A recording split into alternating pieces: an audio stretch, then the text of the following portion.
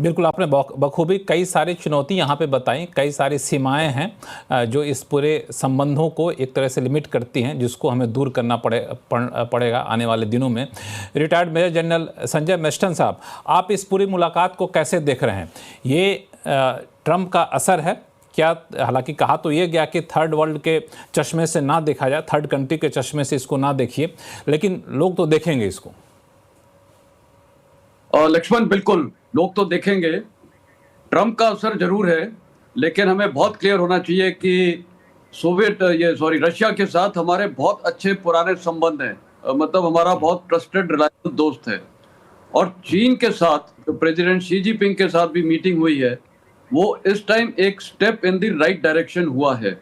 तो कहने का मतलब है ये भारत ने भी पहल की है और चीन ने भी पहल की है, और हम ये टाइज को थोड़ा रिवाइव करना चाहते हैं। इसके कारण ये है कि अगर चीन के साथ अच्छे संबंध होते हैं भारत और चीन के, तो इसमें फायदा दोनों को है, दोनों देशों को है। ट्रेड बढ़ेगा, बॉर्डर पे पीस एंड ट्रैंक्विलिटी आएगी। अब जहां तक में बॉर्डर का सवाल है, हमें बहुत क्लियर होना चाहिए कि आज भी अनरिजॉल्व बॉर्डर्स हैं, कोई भी क्लियर कट डिमार्केशन नहीं है। एलएसी जरूर है, लेकिन एलएसी में भी एरिया ऑफ डिस्प्यूट और डिफरेंसेस हैं जो म्यूचुअली एक्सेप्टेबल हैं दोनों तरफ से। लेकिन जो अभी ये बॉर्डर मैकेनिज्म्स इतने सारे सेटअप हो रखे हैं, special representative, general level meeting और वर्किंग मैकेनिज्म, काफी मैकेनिज्म्स इस्टेब्लिश हो चुके हैं।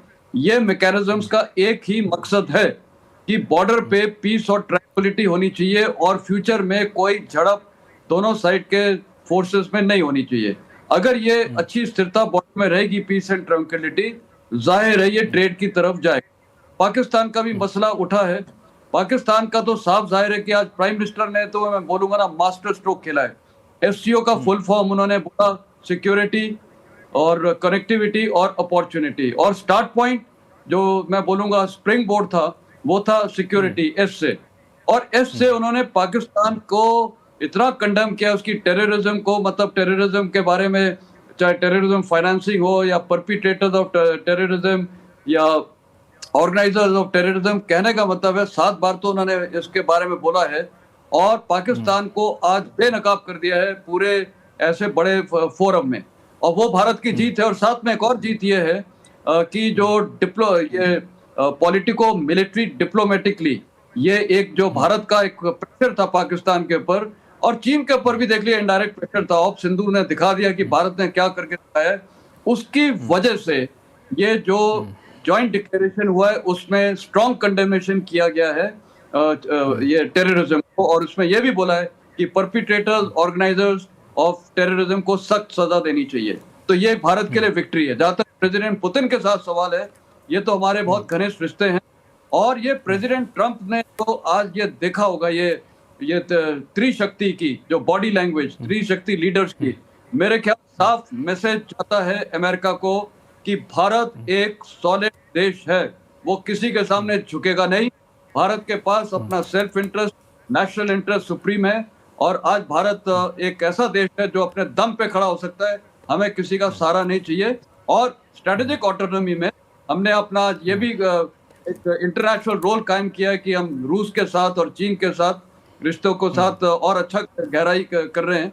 तो कहने का मतलब है ये भारत के, मैं बोलूंगा, विन विन सिचुएशन है। और जहां तक एससीओ का भविष्य है, देखिए ये चलता रहेगा। जितनी बार हेड्स ऑफ स्टेट मीटिंग्स में आते हैं एक अच्छी बॉडी लैंग्वेज से, और ये साफ संकेत जाता है। और आज मेरे ख्याल एक और डिप्लोमेटिक विक्ट्री है। मेरे ख्याल जो मेरे को इनपुट है, प्राइम मिनिस्टर शहबाज शरीफ की तो शायद कोई मीटिंग हुई नहीं है शी जिनपिंग से, एक। और दूसरा, वहाँ जो चाइनीज मीडिया है, मेरे ख्याल उसमें पाकिस्तान का कोई वर्णन ही नहीं है। म्यांमार का तक वर्णन है। तो इस टाइम पाकिस्तान को प्रेसिडेंट शी जिनपिंग ने भी, और आपको पता है जब आसिम मुनीर पहले गया था, ये प्रेसिडेंट ट्रंप ने तो आसिम मुनीर को लंच भी कराया था, लेकिन शी जिनपिंग उनको नहीं मिले प्रोटोकॉल वाइज भी। तो अभी पाकिस्तान मैसेज साफ जा रहा है। तो मेरे ख्याल ओवरऑल ये अच्छा लग रहा है। ये स्थिति अच्छा लग रहा है। यहाँ पे एक और चीज़ है जो मैं समझना चाहूँगा आपसे, नरेश कौशिक साहब, कि इस मीटिंग के तुरंत बाद ये मीटिंग की बातें हुई उससे कुछ ही घंटे बाद ट्रंप ने सोशल मीडिया पे अपने अकाउंट पे ट्रूथ पे उन्होंने फिर से बयान जारी किया और बयान जारी करते रहा है कि भारत यूएस से एक तरफा ट्रेड करता रहा है। यूएस पर भारत सबसे ज़्यादा टैरिफ लगाता है और भारत ज़्यादा तेल रूस से खरीदता है और भारत ने जीरो टैरिफ का प्रस्ताव दिया लेकिन अब देर हो चुकी है। ये किसी कॉन्टेक्स्ट में या फिर कोई ट्रिगर नहीं था, वो सोशल मीडिया ट्रूथ पे ये पोस्ट करते हैं। क्या माना जाए कि ट्रंप ने भी इस पूरे मीटिंग को गहराई से देखा है और उसको नोटिस किया है, उसका रिएक्शन है? रिएक्शन है ये दरअसल बौखला गए हैं। आपने देखा होगा कि आज उससे पहले मार्को रूबियो का एक बयान था जो भारत में जो अमेरिका के दूतावास ने जारी किया था, उसमें उन्होंने जो डिफाइनिंग रिलेशनशिप की बात की थी भारत और अमेरिका के बीच में, यानी ये लोगों को याद दिलाया था कि देखिए हमारे साथ आपके रिश्ते मजबूत रहेंगे, आप ये इस समय जो चल रहा है इसको लेकर आप ज़्यादा गंभीर मत होइए। और ट्रंप भी लगता है बौखलाए हुए हैं, इसीलिए उन्होंने ये एक तरह से जस्टिफाई किया है अपने टैरिफ्स को। उनको मालूम है कि वो जस्टिफाई नहीं कर सकते क्योंकि पूरे अमेरिका में ही नहीं पूरे पश्चिमी जगत में थू थू हो रही है जो ट्रंप ने किया है, जो टैरिफ लगाया, खासकर जो भारत पर जो टैरिफ लगाया है, इसका कोई जस्टिफिकेशन पश्चिमी देशों में भी अब लोग नहीं ढूंढ पा रहे हैं। और ये देखिए आप, ये एम्बेसडर प्रभुदयाल जी ने भी और जनरल मैस्टन ने भी जो बातें कही है बहुत महत्वपूर्ण है। इसमें जो ऑप्टिक्स हैं मेरे हिसाब से बहुत महत्वपूर्ण है।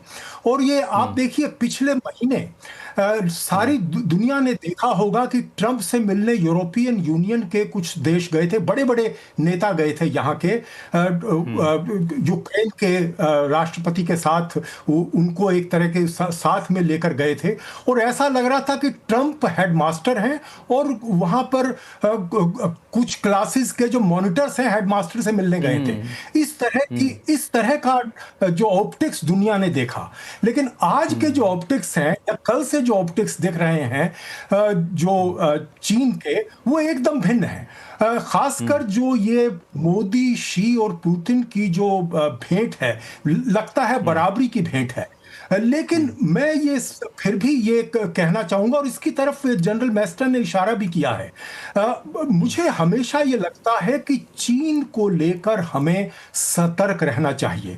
ये जो शो है जो चीन में हो रहा है, ये शी का शो है, ये वहां के राष्ट्रपति का शो है और इसके लिए बड़ी भूमिका जरूर ट्रंप ने निभाई है। और ट्रंप ने उनको दरअसल ये इतना बड़ा नेता बना दिया दुनिया का, क्योंकि उन्होंने अपने को दुनिया से पीछे छोड़ते चले जा रहे हैं, अपने को अकेले करते जा रहे हैं और चीन को वो मजबूत कर रहे हैं। और ये जो ऑप्टिक्स हैं तो ये माना जाए तो ये माना जाए नरेश कौशिक साहब कि ट्रंप चले थे अमेरिका को ग्रेट बनाने और उस चक्कर में चाइना को ग्रेट बना रहे हो। जी बिल्कुल, दरअसल यही हो रहा है कि उन्होंने तो ये सोचा था कि अमेरिका की अर्थव्यवस्था को मजबूत करेंगे।